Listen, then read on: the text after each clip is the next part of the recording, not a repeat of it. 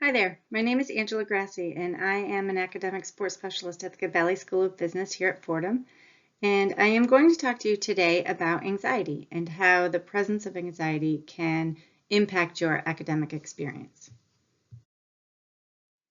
There are 6 main habits of anxiety that I'm going to focus on in this presentation and break down how each one can impact you and therefore your academic experience.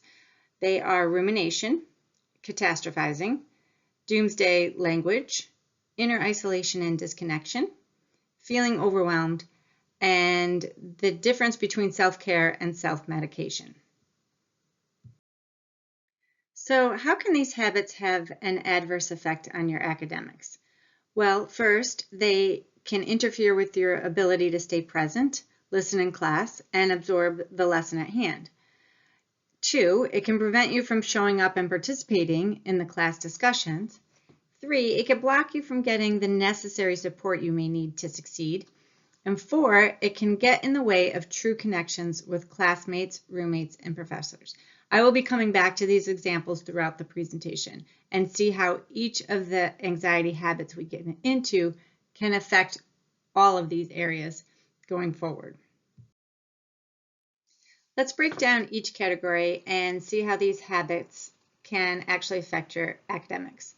We're going to say what they are, give you some examples, and then also show you how you can pivot into problem solving. Okay, so the first one's rumination. What is rumination? It's overthinking, sometimes obsessively, about a problem or an event. Are you a ruminator? Do you tell yourself the same stories over and over again about an answer in a class or a conversation with a professor?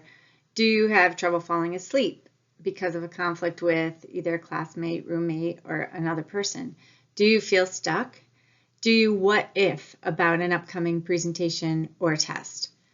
Ruminating feels like problem solving, but it generally does not lead to actions or solutions. It's much like chewing gum. Actions feel similar to eating, but there's no nutritional value. So these thoughts generally focus on the past and are tied to strong feelings of regret. So if you do notice this about your thoughts, try, number 1, to be aware of that and notice the difference between ruminating and problem solving. Problem solving leads to positive actions. So first, increase your awareness of the pattern and detach from the present moment by shifting your perspective.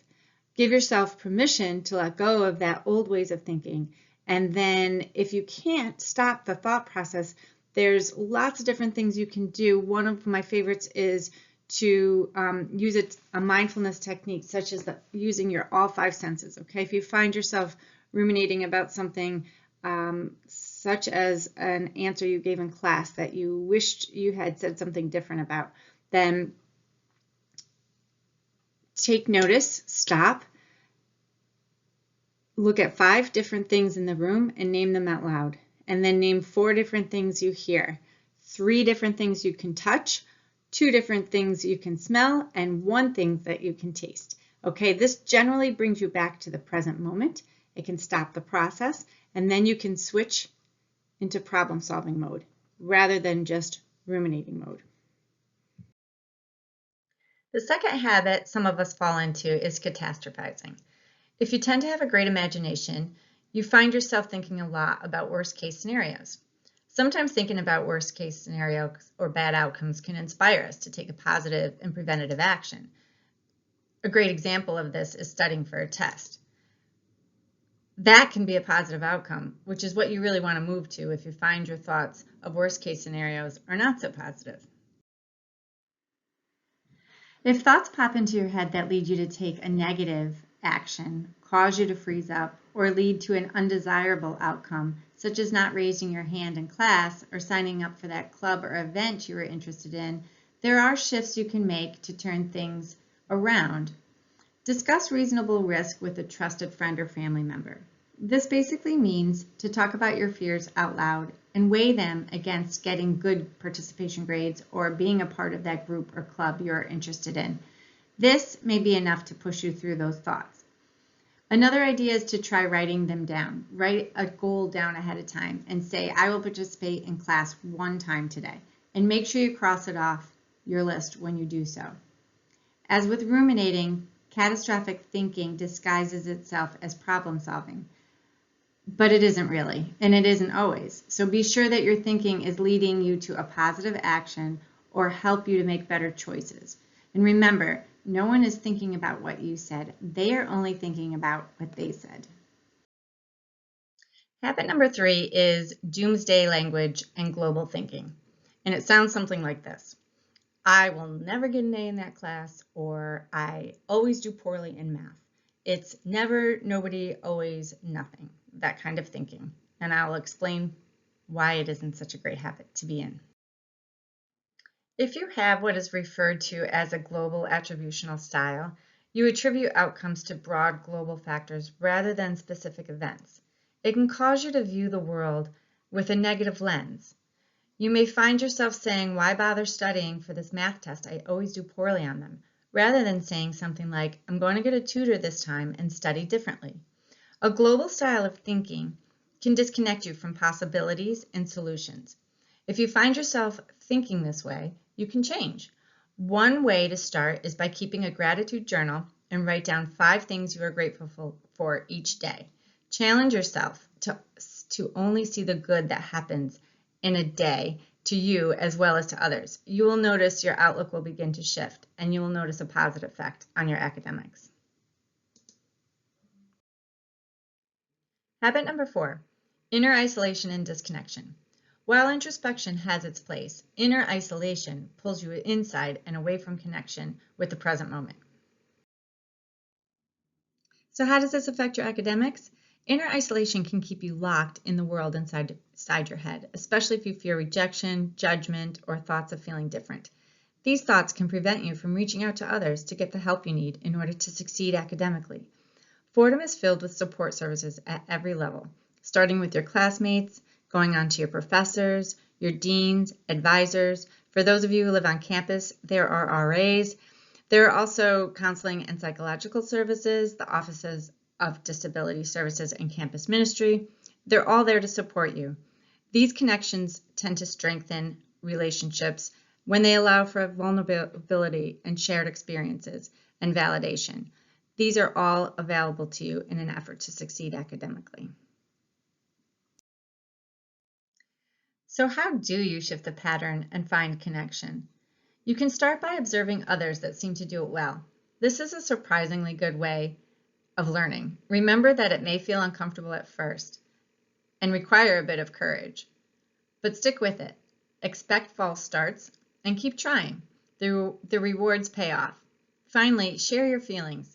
Many times, someone is feeling the same way, and helping others is a great way to get yourself out of your head and connect with others on campus or in the community. Habit number 5, being overwhelmed. Being overwhelmed at times is normal and often situational. However, it can also be a sign that you are tapped out or taking on more than you can mentally handle. This is a big one in academics, especially until you get the hang of how college works and find your people.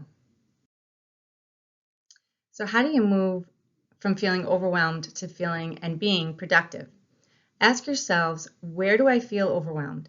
Is it with one particular subject that is causing you to feel that way? Is it organizational skills in general? Is it technology? If you can break it down into categories and identify those areas that are causing you the most anxiety, it will be easier to troubleshoot and tackle those feelings. After you have broken it down, prioritize the most important task first by timing and level of importance. Timing means if it's due tomorrow or due today, you got to tackle that one first. Then research how to get that task done. If it is an assignment, reach out to the professor. Tell them you are having trouble getting started and feel overwhelmed. Schedule a tutor if need be. Knowledge is a great way to conquer the feelings of feeling overwhelmed. And finally, say no to things that are getting in the way of your goals. This may mean saying no to an event someone has asked you to or heading out of town for the weekend. The key is to give yourself the best chance to succeed. Finally, habit number 6, self-care versus self-medication.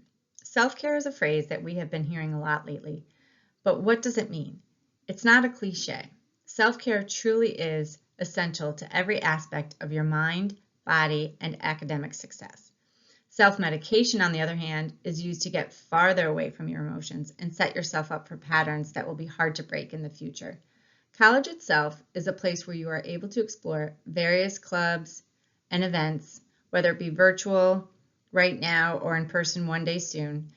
Find those areas that provide self-care for you. Find people who inspire you. Find people who support you. They are all around you. A good rule of thumb is self-care feels good and you are glad you did it. Self-medication is an escape and a distraction.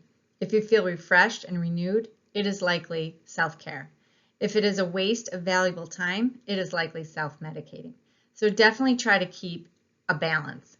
We are all in need of binge watching and some self-medication every once in a while. Just be sure to be aware of it when you are.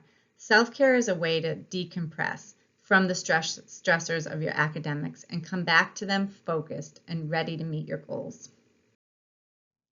Thank you everyone for watching this presentation on 6 habits of anxiety and how they can potentially interfere with your academic success. I hope they were helpful to you in ways that you can recognize if it is happening to you and perhaps pivot to more productive ways and be your best self. Thank you so much. As always, if you have questions, please reach out to me at agrassi@fordham.edu.